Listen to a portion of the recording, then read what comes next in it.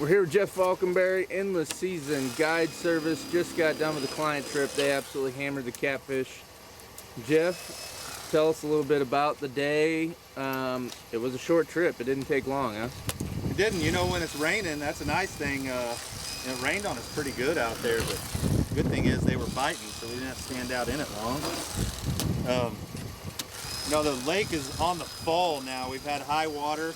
It's still about 10 foot high, and it's now going down. And a lot of my key spots are starting to get back right. I'm a big fan of that 709 to 716. That's kind of my zone. A lot of my spots are in that zone. We caught these fish today, and you can tell by their color that we caught these fish up shallow. You know, there's a big debacle between blue cats and white cats, and there's no doubt today that these blue cats are very, very blue. The water was really clear, and we caught these fish up shallow chasing bait. I saw some white bass up chasing some shad in this flat we were in actually last week, and we went on another flat similar to it and caught our bait. I didn't want to go in there and throw for bait where I was going to fish and stir up the area, so we went to another flat similar to it, caught our bait. So I knew then that those bait were going to be on that same flat. We went in and we caught all these fish, 79.5 degree water, and all these fish come out at 2.9 feet. Wow. So these guys were like, I can't believe we caught them that shallow. So you were sitting, the boat was sitting that shallow too? Yeah. Wow. Yeah, we were in 2.9 feet of water off of a channel edge, and these fish were coming out in little bunches. I told these guys, I said, when you may not get a bite for a minute or two, but then all of a sudden they seen exactly what I was talking about, because once you got one bite, once one rod laid down, you better be paying attention. There was numerous times we had doubles and triples on, and because they're coming out of that channel in little bunches and running up there and chasing bait. And yep, they caught them all shallow. It was a big old time, big old time.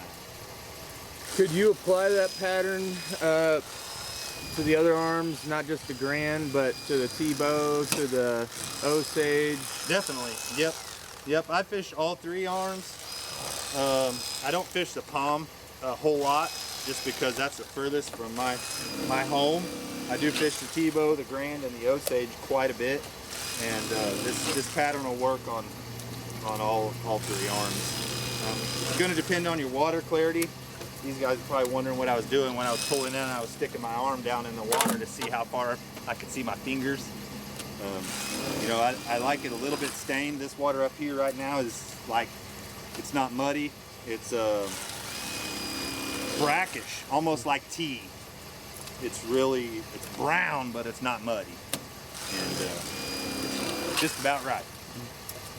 We got lucky. We pulled in, and I think I had the fourth rod out when the first rod landed down, and it was game on after that. For the jug liners, is there still a decent opportunity? A lot of suspended fish. A lot of fish up in the shad balls, 20, 18, 20, 25 feet of water.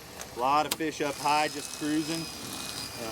Jug liners could probably bring you, we'll say noodles. I haven't seen anybody run too many jugs, but mostly noodles. You bring those jugs out, noodles out, whatever. Drop them about 4 to 8 foot deep. Get on these big flats and cut them loose.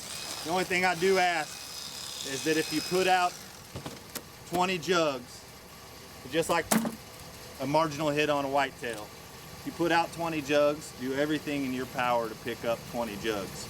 Don't go out and be like, well, there's 18, we lost 2 of them, and not drive around and look for them. Do everything you can do. Spend some time driving around, because we've seen some jugs today or a jug today that was off by itself. I'm sure it was from the weekend. Thursday, I think it was Thursday, I cut a fish out of a treetop on a jug that was just way up in the bushes that somebody lost from the last weekend. So just, like I said, just like chasing a marginal hit on a deer, if you put out 18 or 20, do everything you can to pick up 20. Drive around, look for that other jug, because we are finding some jugs with fish hanging on them. He's got big sores and big holes wallered out that we cut loose. But there's a good jug bite. I guarantee you'll whack them. All right, very good. Great info. Thanks a bunch. Betcha.